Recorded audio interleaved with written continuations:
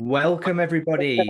Good to see you here today. Great to have so many of you with us this morning for this session. I'm just going to have to decline all of these AI recording requests that pop up nowadays, but that's good. Awesome, brilliant. So look, thanks for joining us. We're really excited to have you all here.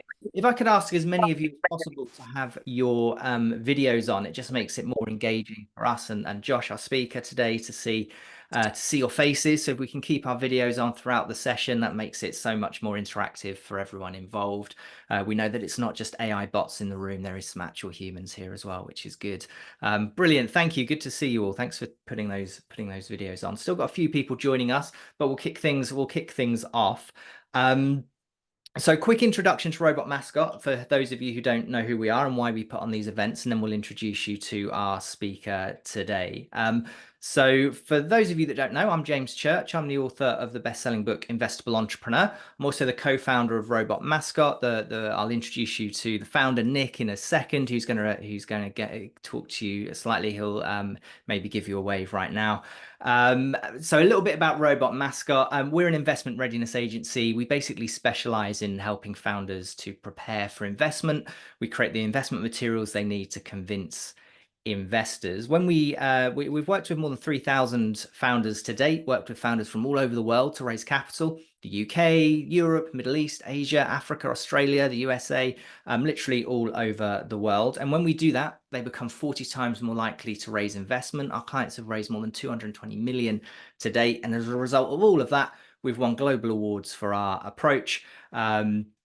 Such as the Disruptor Company of the Year Award and the Business Advisor of the Year Award and many more besides. Now, the reason we do what we do and the reason we put on events like this is because we want great ideas and innovations to flourish. We get so frustrated at seeing these incredible ideas fail to raise investment because of poor communication, and the events that we put on are all aimed to helping you be more successful at not just raising funding, but scaling a successful business as well.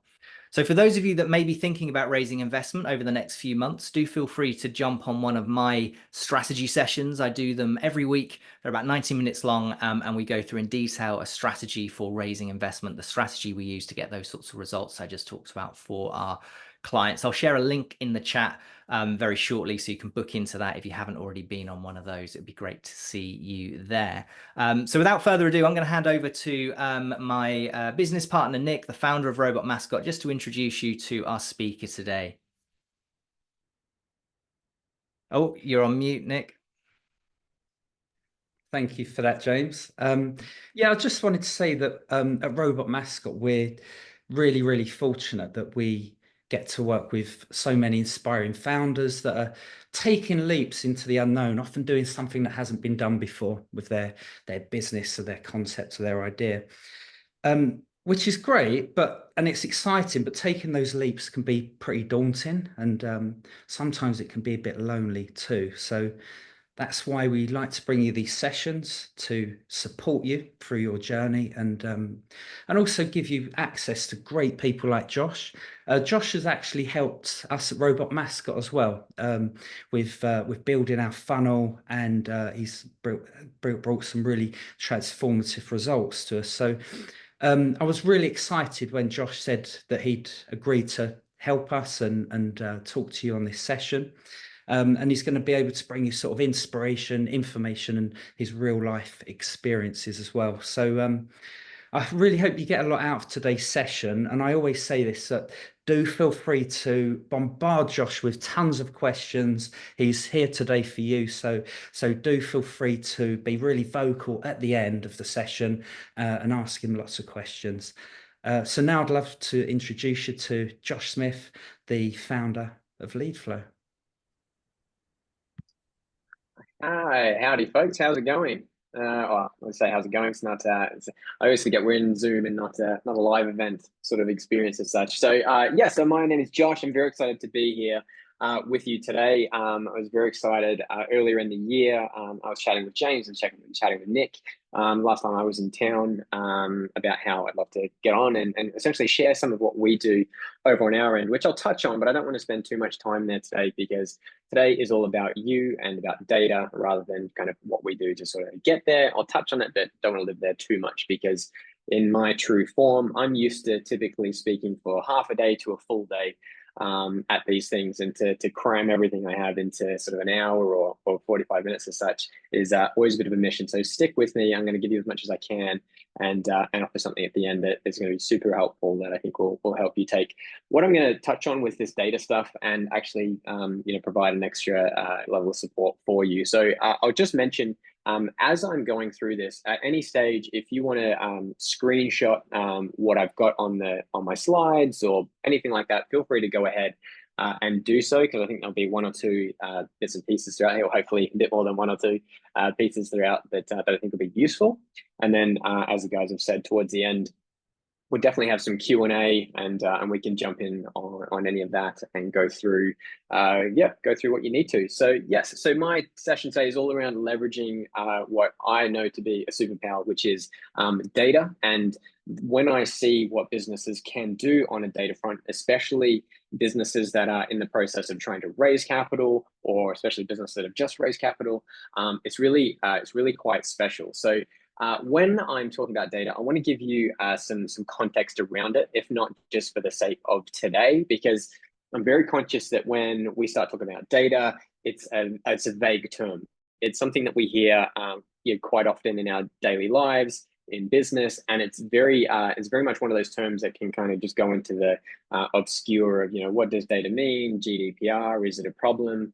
It's not a problem. It's an asset. And it's a huge spanner that if you kind of get it working for you, creates a lot of leverage. So if I can give you one thing here at the start, I want to give you context around data and where it is that we're going with this, because this will tie in perfectly with the rest of what I've got to share today. So I'm just going to share this definition. So data for me and data for the context of today are going to be the key metrics unique to a task, an action, a circumstance, or an output that can tell you a story that, if you were to dial into, would significantly help you to make decisions, compel others, and execute. So I want you to kind of stick that in the back of your mind whilst we go through the rest of this session and use that as a frame of reference for how we're going to chat around data. So for me, and my message that I want to get across is that data is such a cheat code. When you start seeing how you can leverage it, when you can start understanding the different layers of data, and I'm going to talk about those. Well, for me, there's essentially 3 layers of data that I want to get into.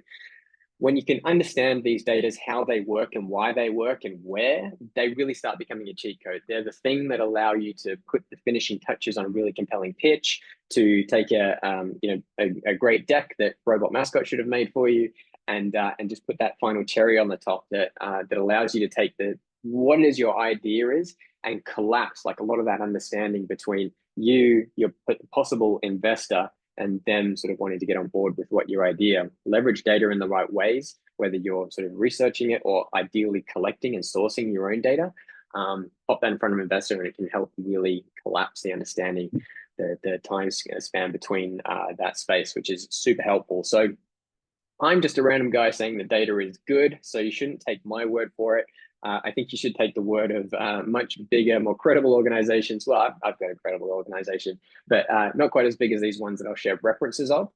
So use this as a good kind of stepping stone to see, all right, cool, maybe there's something here and maybe I need to sort of figure out this data approach myself. So I'm just going to run you through some quick stats. So Deloitte have found that data-led businesses can often raise money up to half the price that they could otherwise. Now, when I'm saying data-led businesses or data-rich businesses or data-savvy businesses, these are businesses that have a goal in mind of not just operating and getting sales and trying to scale, but doing so in such a way that they can collate data and organize data and understand data along the way, be it from how they operate internally, from what the market's doing externally, and from what customers and clients and students, whatever your business model is, as they come through the business, the insights you can take away from that to build in and around the infrastructure of how you're going to scale. If you can leverage that information and show it, you're going to put yourself in a really good position to be able to raise capital, because any data-driven business is going to be seen as much more of a safer, more lucrative bet by investors. So that's what Deloitte found. If we look at TechCrunch found that data stack businesses can often secure funds up to 20% faster. So imagine being able to raise money at half the price and 20% faster. That's a pretty good deal for being data focused.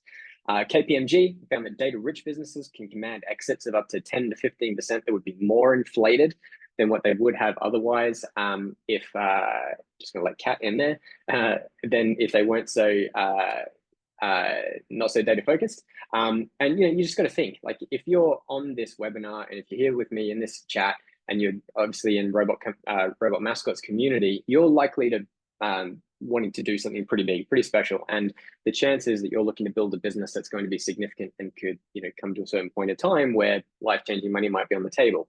So you take in whatever your number is and stick 10-15% on, and all you have to do is a bit more disciplined and focused around what you're doing now in building early stage businesses, if you're in that early stage business, or even if you're more of a mature business and you're looking to fine tune things.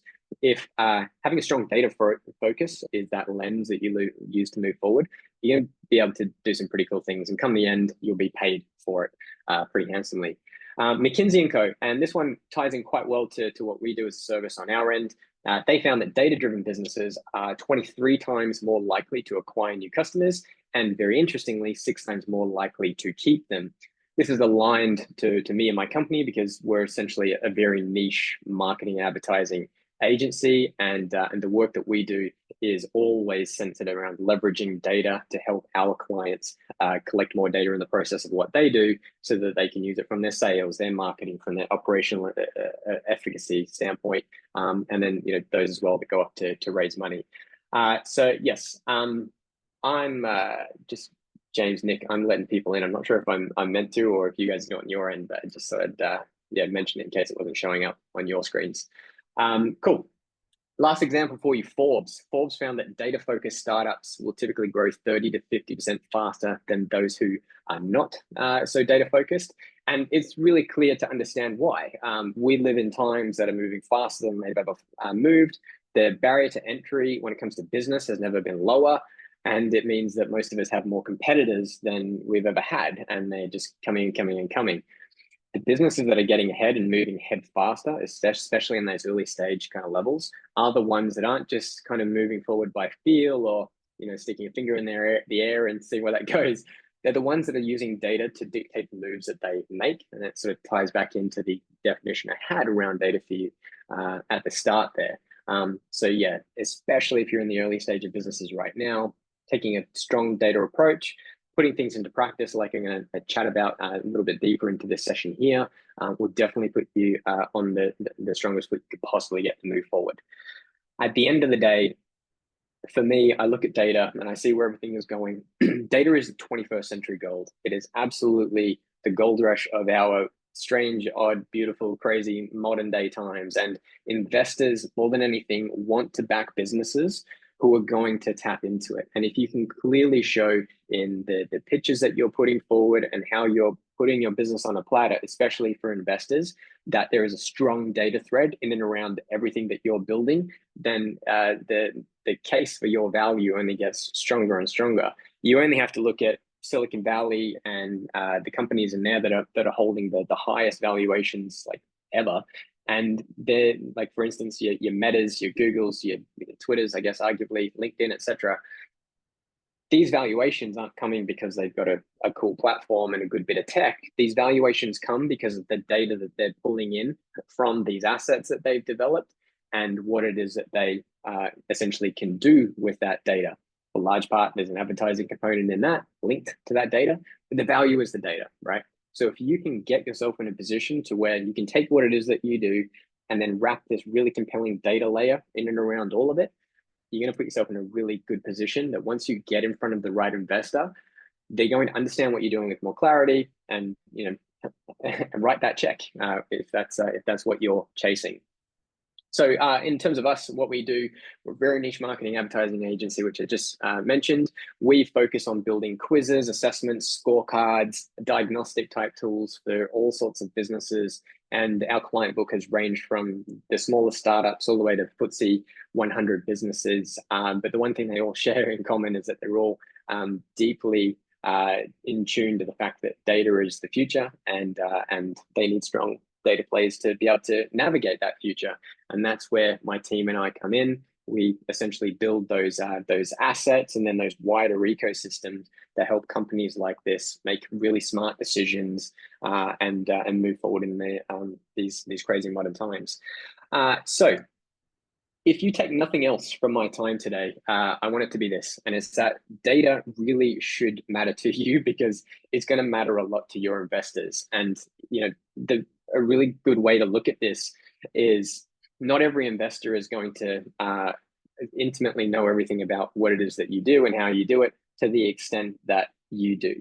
And so therefore, you have to collapse that space of understanding between your level of expertise and their level of understanding. And you can have, really beautiful pitch decks and a very compelling pitch. But if you add the right data layers in and around all of those things, it is what will tell your story very, very powerfully.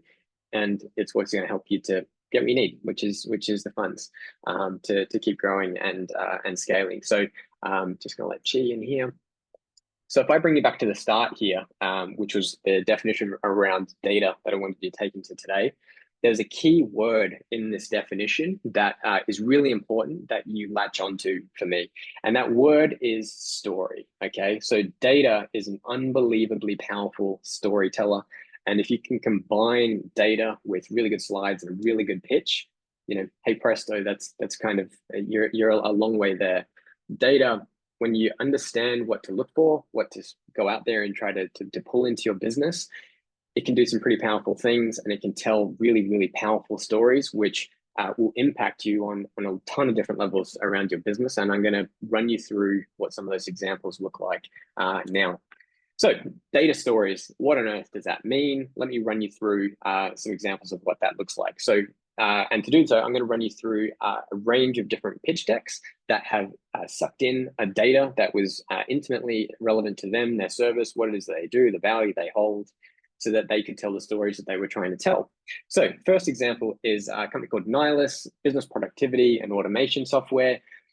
They do it really simply. They just take the size of the problem and use that to explain the size of the opportunity. So the problem in this case is a $2.86 trillion hole in the way of repetitive tasks in the US in just 2020 that was getting lost essentially because businesses aren't using smart enough automation.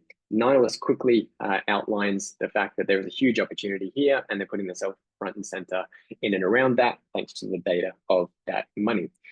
Another data story would be the commercial appetite of a market. So commercial appetite of a market, we have this company that is absolutely awful to try to say, especially when you're trying to talk quickly. The app is called Belinguapp, and what they've done to show the commercial appetite of a market is explain the size of it, explain the growth rate of it, and explain how that impacts literally the population on Earth. So I'll read it for you because it's a little hard to read. What they've said here is that online language learning is the fastest growing market within EdTech, which is where they are, and it's projected to go between 12 billion and 47 billion between 2019 and 2025. So that's a $35 billion growth rate in just a 6-year time frame, coupled by the fact that according to them, 25% of people on Earth are active language learners. So there's no limit to what that opportunity is. And with that, they're able to demonstrate, thanks to data, the appetite of a particular market. Next example for you, this one I quite like really quite a lot, is the capabilities around delivering a service. This one is very, very powerful, especially when you tie it into marketing, not just necessarily raising money. But a company here called Morty, and basically they are an AI tech-driven solution to the mortgage provider world. And using very simple data, they've been able to show that one of them equals 20 actual loan officers in the real world, and that's just today. Fast forward 12 months, and it will be half of a person to 20 advisors in the real world. So their capabilities in delivering a service are really easily shown by some basic data. in a hugely powerful way. So all these companies are doing is that they're finding creative ways to discover this data so that they can pop it into the collateral that they use to woo investors, and probably to woo their audiences in a marketing sense as well. Next example I have for you, and because I really want to drive these home, data stories, urgency faced by an audience to fix a pain point. In fact, this company, they do two things, Claire and me, within these two particular slides. For one, they show the size of the market and the opportunity, $186 billion market, but then they really highlight the problem. Problem being that since the fine print on this is quite small, but the fine print says essentially that post-COVID, symptoms of anxiety have raised 100% out there in the real world, and there's a 40% demand year on year for psychiatric sort of services that would help alleviate that. But there's only a 4% growth rate in terms of therapists coming into the space to alleviate these issues and so forth. So clearly they're showing that there is an urgent need by a particular audience who are suffering, but there's no actual real solution that's scaling in comparison. And then enter us. We've got the technology solution to do that. Here's the data that supports it. Very, very powerful stuff. Last example on the data story side of things is the measurable impact of a problem or a solution. Now, I'm running you through this because I want you to start thinking in these terms for yourself and just start getting those wheels turning as to, cool, how might I apply this? What could I dial into that would be relevant to my business, industry, where we're going, value proposition, all the rest of those kind of things. So this company, Exact Health, they've outlined the fact that there is a huge problem in the physio space, and I can relate to this. All my life, we played rugby and basketball and all the stuff, and I've done everything from shoulders, knees, wrists, ankles, and physios cost a fortune. And these guys know intimately well that up to 40% of those costs, and I know too, they often come out of your pocket. So what they've done is that they've shown that these markets are significantly large between the US, UK, and Germany, 32 billion, 11 and 10 billion respectively. And you do the maths on the 40%, which the consumer is paying, and it's pretty significant. Their solution is a tech online app enabled version of physio that will support people for obviously a fraction of the cost. Pretty interesting stuff. Data stories. So my message is that if you can tap into these different data streams, like, you are going to get ahead. The trick is to figure out what these data streams are in and around your business, in and around your industry, that if you can lock onto and start to leverage, you're going to be able to do some pretty powerful stuff with and tell some really powerful data stories. So for me, I look at data and I just see it as a thing that is literally everywhere. And if I do my job well today, hopefully I will get you thinking along the same terms, in that data being absolutely everywhere around you.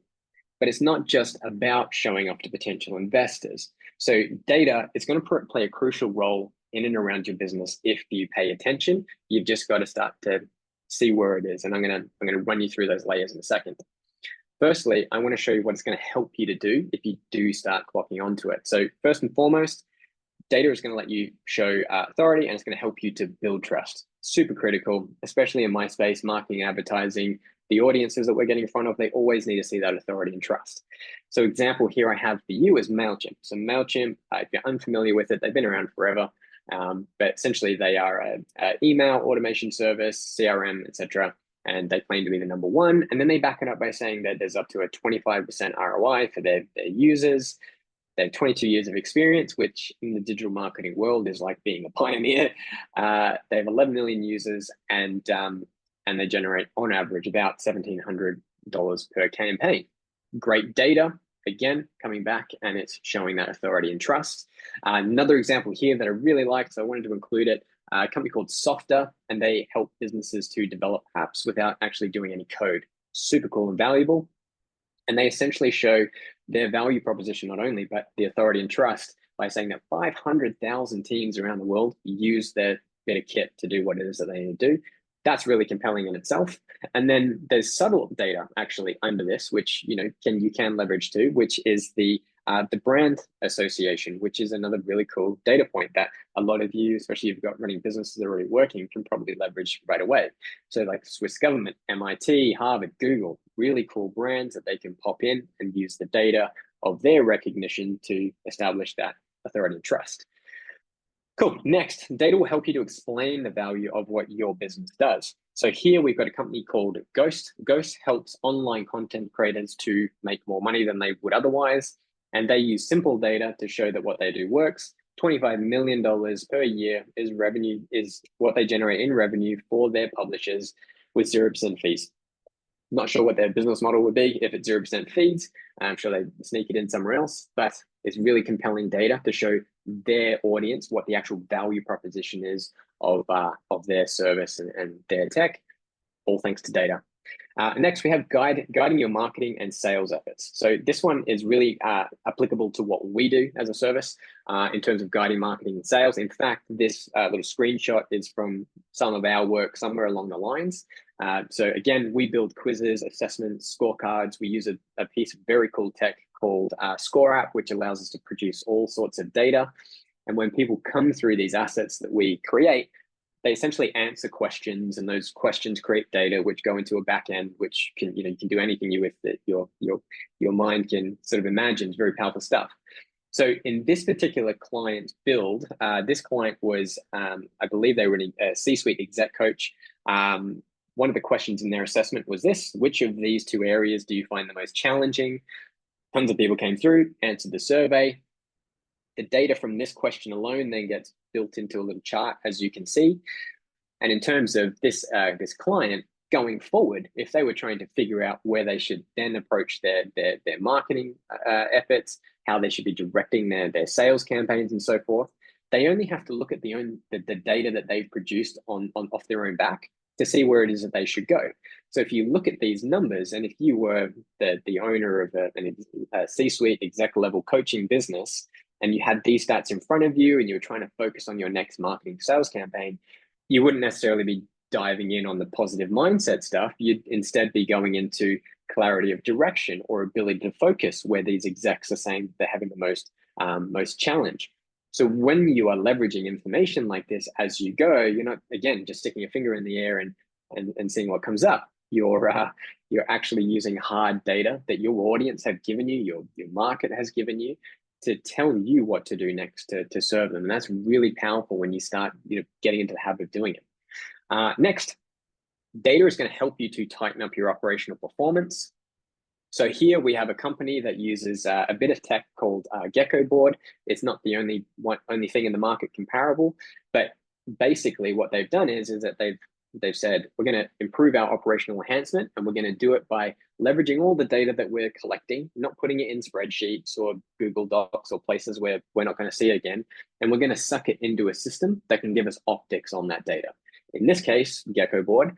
And what this particular business is trying to track is the revenue they're producing, the partnerships they're acquiring, and the growth rate of their team. And using a dashboard-like system such as this, that is sucking in data from different places, they're able to see this in a way that is very much actionable, rather than, again, swinging back, looking at different Google Sheets, different Google Docs, and kind of getting getting lost in numbers and facts and stats, which is very, very common.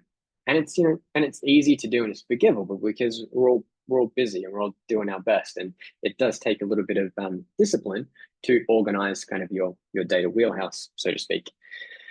So lastly, data is going to help you identify better ways to support your customers, which is always going to be a powerful win. So coming back again to a similar example to previous, so this is from a build that we had put out there. The client in this case was a CFO advisory business. So they work with companies that are north of £1 million, $1 million, and they do so all over the world. And in this particular assessment that we built with them, one of the questions they had for their audience was, what are your company's key challenges currently? And from all the people that came through and answered, we've been able to obviously break that down into different metrics. And in terms of this client being able to look at this data and go, well, where should we focus if we were to specifically improve our service? Well, the numbers would tell you. You'd only have to be the owner of this business to see that distribution probably isn't where they need to be focusing their efforts around improving and better serving their clients. It's likely somewhere in the sales or the expansion or the team and people aspects that are quite tightly grouped. that they should be focusing on enhancing the service and improving what it is that they can deliver so they can drive the most benefit. And then again, what's really cool is that this data will then connect in and around other places too. So not only does this support from a service improvement perspective, but it again comes back to marketing and sales, for instance. So data becomes something really powerful when you start seeing how it can run. And you know, if you're creative, you can, even if you're not creative, it's easy to see where the opportunities start showing up for your business. This list goes on and on, maybe to the point where you thought, wow, this is a long list. And if so, that's my point, because I really do want you to dial in on the fact that there's no end to what you can go out there and find, how you can piece it together and do it in such a way that's going to be super beneficial to your business and help you to, you know, do what you want to do, raise money, build a business faster, grow with a bit more intelligence behind all of it. So key question that might be showing up at this point, which would be good timing, it's how do I apply this stuff? If data sounds like a great tool, that's great because it is, but now it's about leveraging it. It's how do you capture this data and actually go and do something with it? There is kind of given here, which is general research and a bit of recon, and it's never been easier to do that in really powerful ways. Google exists for sure, but there's never been more peer-reviewed studies, more places on the internet you can go. And now, of course, there's this thing that's come out. I'm not sure if any of you guys have heard of it. It's ChatGPT, AI. It's, you know, fairly unknown at this point. But if you happen to have heard of it and you're leveraging AI, it's wild the kind of data that you can get very quickly, very easily, and then with a bit of, you know, back research around that, you can substantiate a lot of it, and you can use it to your advantage as you're doing things like putting decks together, looking to raise money, etc., etc. So earlier I spoke about data having layers. Now I want to look at those layers. Sorry. For me, I look at data and I see it as coming in a pack of 3, and you can overcomplicate this and go to a lot more depth of confusion around it. But I like to keep things sort of somewhat basic enough, I hope, that they're easy to follow. And for me, I see things as having 3 layers that go outside and beyond the business itself. So you have your dream data, your standard data, and your hidden data. Get rid of that. So what I want to focus on, I want to go from the outside, and we're going to move in, because in is where the magic is really going to be, even though they're all valuable. So hidden data. Hidden data is the silent meta actions that are continuously ticking away around your business and behind the scenes of your digital ecosystem. Digital ecosystem being websites, funnels, landing pages, social media. All of those parts make up your digital ecosystem, which can be logged, measured, read, and strategically acted upon in powerful ways. There is a lot of rabbit holes we could go down in terms of hidden data. So I just want to keep it basic for the context of our session today, just so you can kind of put some substance behind what this might be. And it's as simple as your Google Analytics. So the stuff that's happening behind the scenes of your website, your landing pages, your funnels, like whatever you've got in the way of digital assets which you own that you can pop Google Analytics in so you can see what's going on. You'd be shocked as to how many businesses either don't leverage something like this or don't look at it, but it can tell you great stories. Again, coming back to data being a storyteller, it can tell you really powerful stories around how people are interacting with your websites, your funnels, your landing pages, and that's really valuable information that you can collect and do powerful things with. We have meta pixels and LinkedIn insight tags. These are little bits of code that you can pop on your websites, your funnels, landing pages, etc., that will log data to send data back into these platforms where, if you happen to be an advertiser or want to be an advertiser on these platforms, and by advertiser, I mean just advertising for yourself, you'll be able to take data from your website as it's happening into these advertising environments so that you can leverage that hidden data in really powerful ways that could do all sorts of things. Like if we come back to that McKinsey & Co. Example around making it 23 times more likely or easy to generate new customers, the kind of hidden data that you are building and collecting behind the scenes of your websites and funnels, etc. Bring that back I to... also want to say something, sorry. I want to say something very important. Can I join your meeting?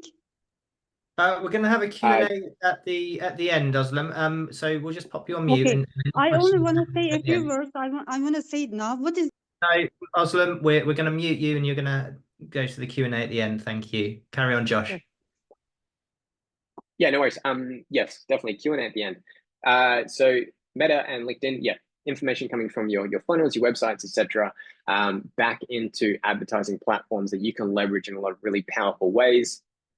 That, again, will increase your ability to bring new customers, get new leads, and retain them. And then we have things like Hotjar, Crazy Egg.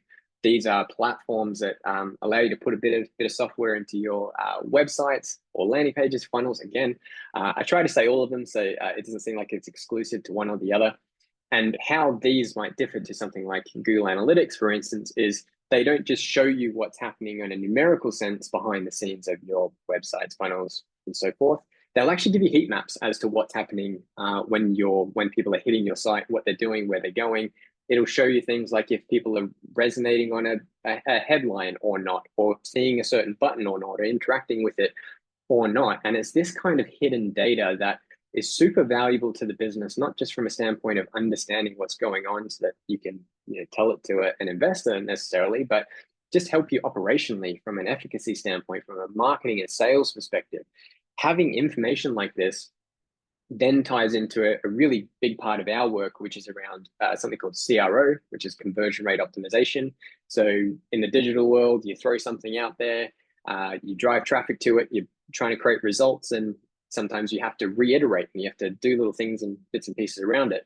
When you have abilities, mechanisms behind the scenes to collect this hidden data, it makes it very much easier to do the kind of CRO level tasks that can really move the dial, and that's very important for businesses. So hidden data, take that away, super powerful, even if you just start becoming more aware of it. Standard data, now this is where most businesses tend to play, and I've got some data around that I'll share with you. And standard data are the conventional data points which merely enable a basic understanding of something or superficial contact with someone, but don't pave the way for deep knowledge or data-driven connection. To give you a visible kind of example of what that might look like, picture it like this. A static form, many businesses, they really only venture so far as the standard data, which they collect from things like basic opt-in forms. How many websites have you ever been to where you're looking around and there's just a contact form to sort of engage with? It's super common. And in fact, we found that in some of our research from one of our own internal assessments that of the businesses that we surveyed, which of these data points do you collect from inbound leads? No more than 10% were really collecting anything more than name, email, and contact number. And when you start collecting some of the dream data that I'm going to explain now, the world will open up in terms of what you can do with it, how you can leverage it, and the power that's going to bring your business that you might have not had before. So what is dream data? Dream data is the kind of information that you'd happily sell a kidney for, as it would transform the ways in which you could drive all your best thinking, craft compelling pitches, and measure your most impactful actions. Dream data is deep data. So when we look at deep data, it's not the name, the number, the email, it's the people's wants, it's the pain points of an industry, it's the statistics around a market that you can discover, it's the problems being faced by whatever it is and how you show up in around it, anomalies that could be very, very interesting and compelling to go along with the message you've got for your pitch, the opportunities that exist, right, in and around your space, inefficiencies, trends. When you can lock onto these types of data points, they really become very, very powerful in lots of leverageable, not a word, but it should be, leverageable ways. So I look at things like this. Research will collect data. There's definitely a place for it, definitely valuable, and definitely leverage that on in my own time. Assets will create data. So assets are things that you can build for yourself. So like your websites, your landing pages, your funnels, the things that we spoke about a minute ago around hidden data as well.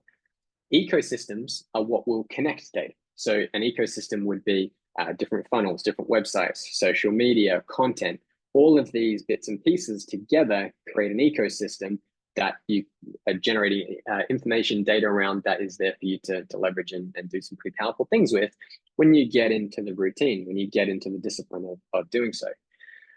So source your own data, don't just rely on other people's. This means creating assets, building ecosystems, and with that, you'll be able to intelligently leverage the data that you're producing along the way to make very cool, very important, very useful decisions in real time.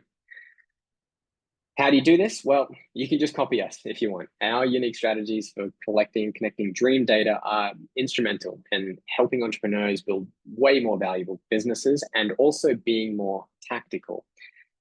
Being a tactical company is super important, and it ties back into an earlier message I had around data being 21st century gold, and data in particular being something that investors are looking for as a clear sign that a company is not only competent, but tactical.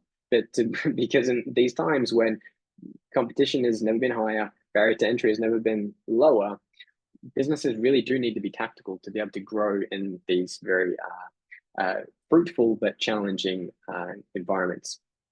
So the beauty of everything that we do, the strategy we use, the methodology that we've spent years and lots of money developing, it works regardless of business, industry, niche, and we've proven it because the clients that we've supported with the kinds of sophisticated but clever systems that we build, they've worked from startups all the way to FTSE 100 businesses and all of the niche, micro, whatever audiences that have tied in underneath those types of businesses. So hopefully I can get you jazzed up about that for the next few minutes before we go to Q&A. So these ecosystems, if I were to pull up the hood, they might look something like this. Lots of different funnel type assets out there, interconnected by campaigns, AI, data enrichment, and lots of little smart ways to interconnect different assets so that they become what I've been sort of alluding to this whole time, ecosystems being very, very valuable. What these look like on the front end are simply things like this: attractive lead magnet type front ends that give people a clear opportunity to come through and have big answers, questions, problems solved, pain points kind of identified. Okay, this is kind of what the front end looks like. In terms of the data that comes through on the other side of it, I mean, I could go through this all day, but I'm just going to give you a couple of examples. This one, I consider a marketing consultancy type business. This is a question in a particular assessment that we built. Question was, how do you find the process of generating a lead to then making a customer? Pretty cool in the way that 27% find it pretty difficult. So that 27% of people now becomes very valuable to this business because they've leveraged data to understand their audience at a different level. You can communicate that in a pitch somehow to make that relevant and valuable to whatever the business does. But you can also use that from a marketing and sales perspective to target this 27% with very particular marketing advertising style campaigns and messaging. Different business entirely, DEI, diversity, equity, inclusion. That's what that stands for, in case you're unclear, and HR specialists. This one's a very particular, very interesting case study because this business works with some of the largest businesses on the planet. And you would think that the kind of information that comes through a quiz or an assessment would be sensitive to the point where a big company wouldn't give it. And we found that to be absolutely false in this instance, where thousands of people, thousands of big businesses have come through, and some government departments as well have come through this organization and answered very much sensitive, loaded questions, particularly around racism and problems around culture in the workplace that you would expect the information to be quite guarded. So this particular client, their ability to not only do the marketing and sales front, but them leveraging this money to leveraging this information to raise money and do really powerful stuff, changed with the fact that they could create assets like these and build it into the ecosystem that they had. So really powerful stuff. Then if we go underneath the surface a little bit more, if you imagine an individual person coming through an assessment, quiz, scorecard, however you want to call it, you can break down people's data to see things at an individual level where from a one-to-one perspective, if you have any form of business that needs to run sales, especially sales that requires talking to a person, this kind of information is like gold dust. The ability to pull up someone's record and not try to start from the back foot, just saying, hey, like you you came through our contact form, I've got your email address, how can I help you? When you've got data like this in front of you, it changes the way you have conversations with people straight from the get-go. It allows you to connect in ways that are super powerful.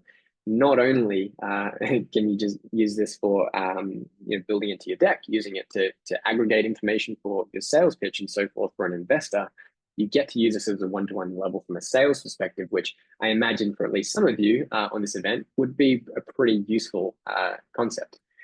And then sort of lastly on this particular thing, what you can also do with the type of work we do and the platform we use, which is ScoreUp, you can aggregate information, which is sort of great, but you can actually break down that information into ways where you might take the answer variants from different questions throughout to pull them into very specific audiences, for example, that have very specific labels that allow you to do everything from communicate that information back to an investor, to export that information to leverage into an advertising environment, you name it.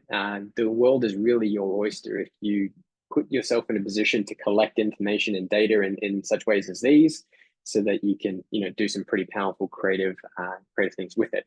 So I know we're approaching sort of the end here, so I'm just going to speed up a little bit, and I'm going to do so by giving you something you've probably not had in years, which is some homework, and it's going to be really simple. All I want you to do is picture your ideal investor for a moment.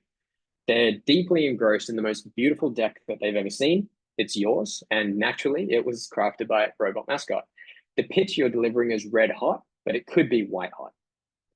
What might 1 to 3 killer insights be that if you could discover them and lace them into your deck would perfect your pitch?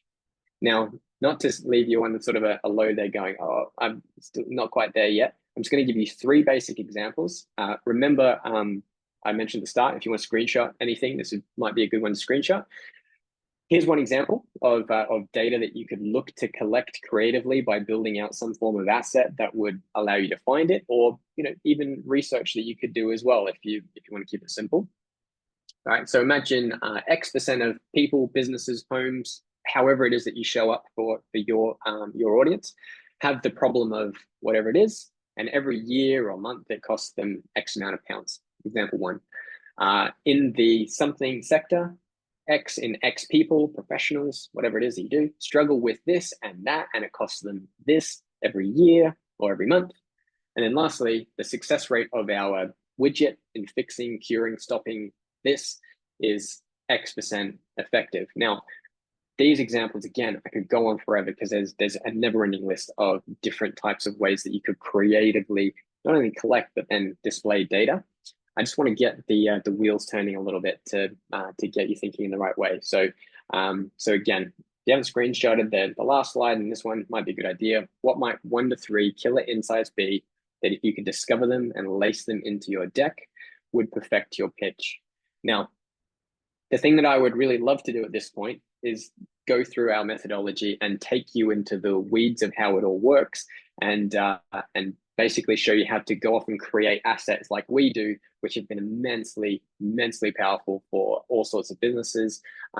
James and Nick were talking about at the very start, essentially just copying exactly what we do.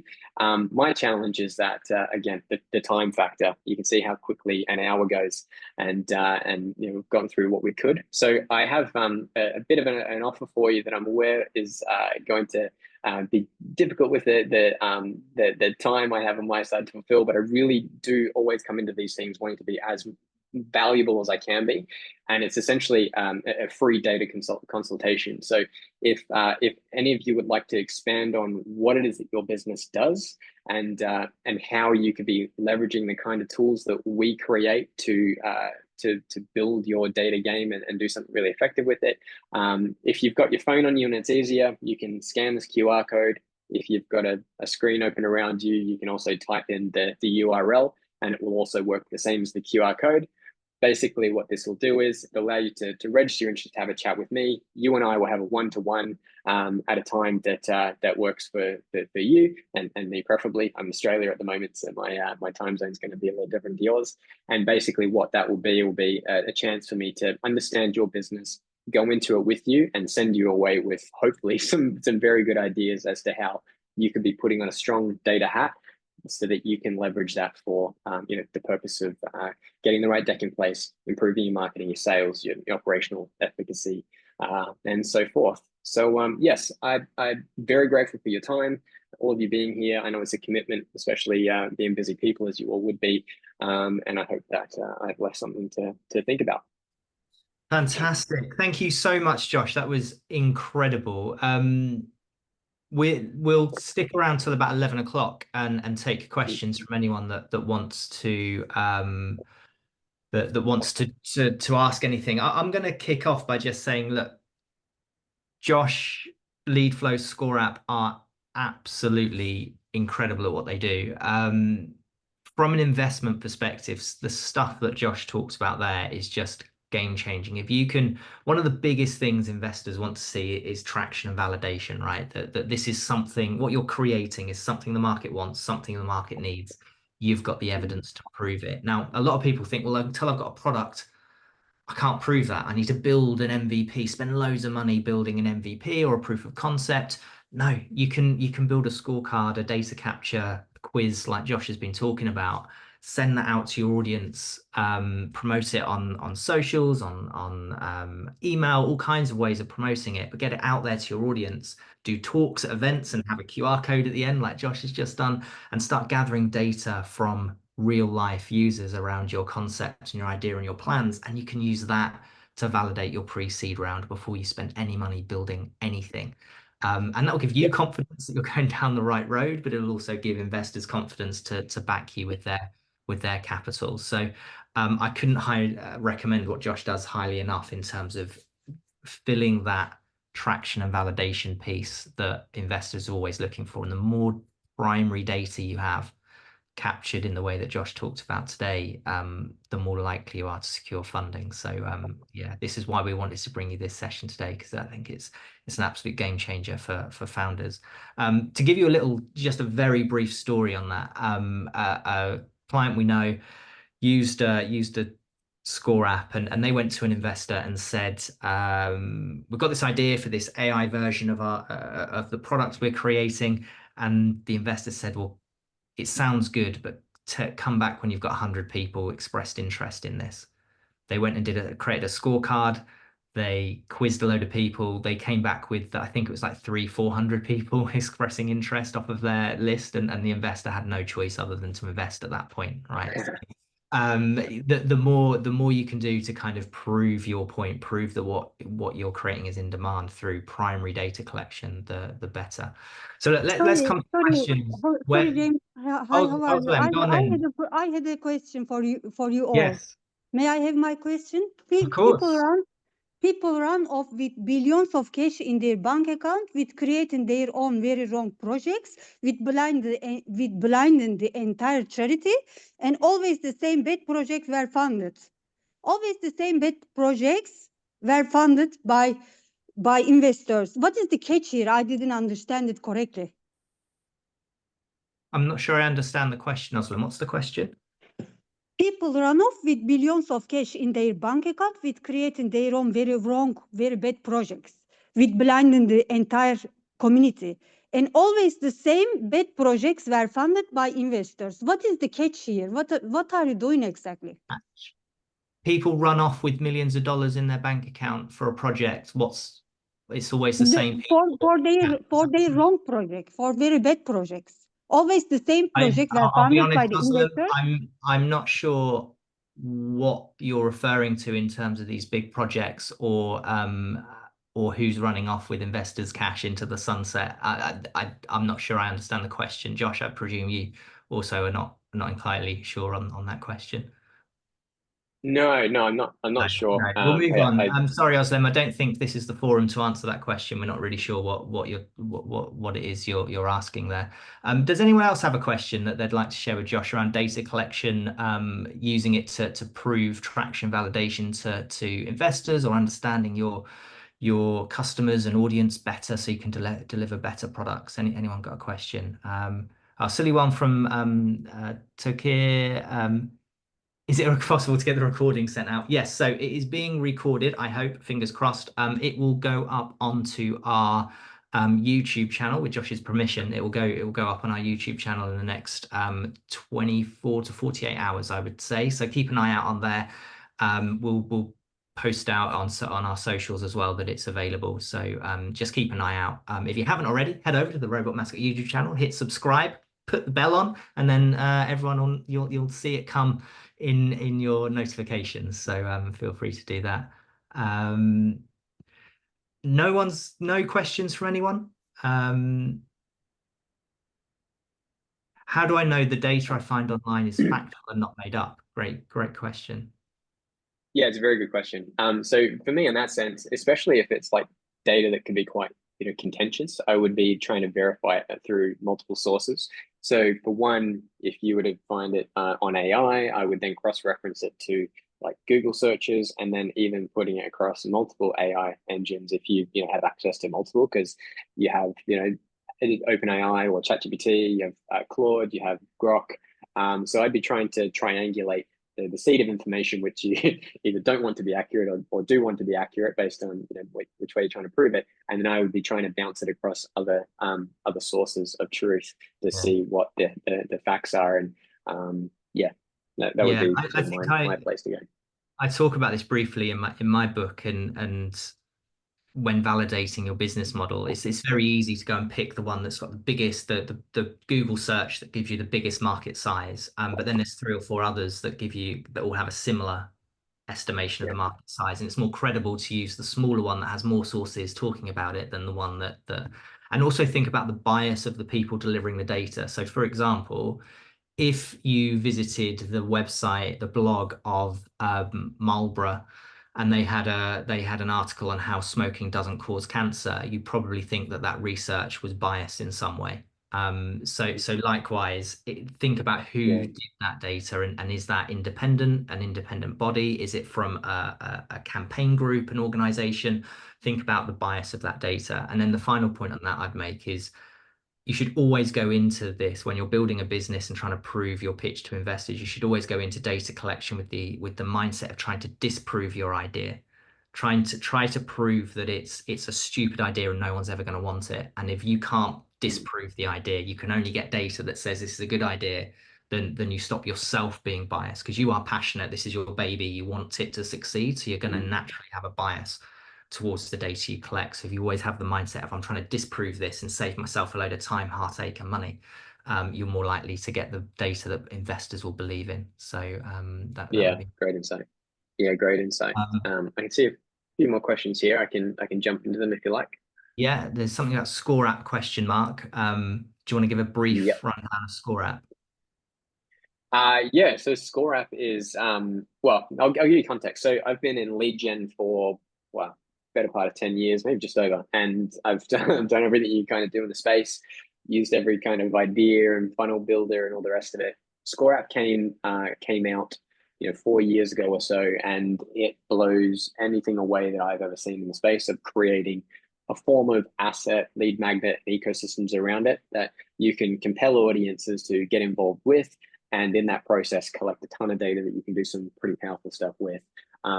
You can build exceptional front end types of pages and so forth, which look brilliant, which is obviously very important from a conversion piece. And it has all the tools on the other side to actually collect data, see data, and do stuff with it, which is just unparalleled. It's not name, number, and email. It's name, number, and email, and everything that you could ever want to learn about your prospective audience under the sun that you can go off and support them with and achieve whatever your business goal is. Powerful stuff. Cool. So we've got Sai here. How can cash-strapped startups take advantage of all these insights you've given us? For sure, yeah. So I'd be jumping on Score App, or if you like the idea of quizzes and so forth, you can do I think a free trial through Score App. Yeah, so you could get started with something like a simple waitlist campaign if you were trying to validate your ideas around what it is that you do and your industry. Get that in front of as many people as you can, as quickly as you can, to collect data that you can then use to hopefully make some money off on the back end of it. And for instance, Score App has like a ton of templates and so forth that allow you to get through a lot of that heavy lifting that comes with some of these builds, because there are simple ways to do it and there are very complicated ways of doing it. You could get in and for little to no money, get going with a good MVP for something like what I've been talking about, and it doesn't have to cost you virtually anything. Cool. We've had a couple of other questions come through. Do you want to extend for a couple more minutes and just answer those? Yeah, for sure. So Raj had said, how can a newly established tech startup use data since there's still no client for this newly established tech startup?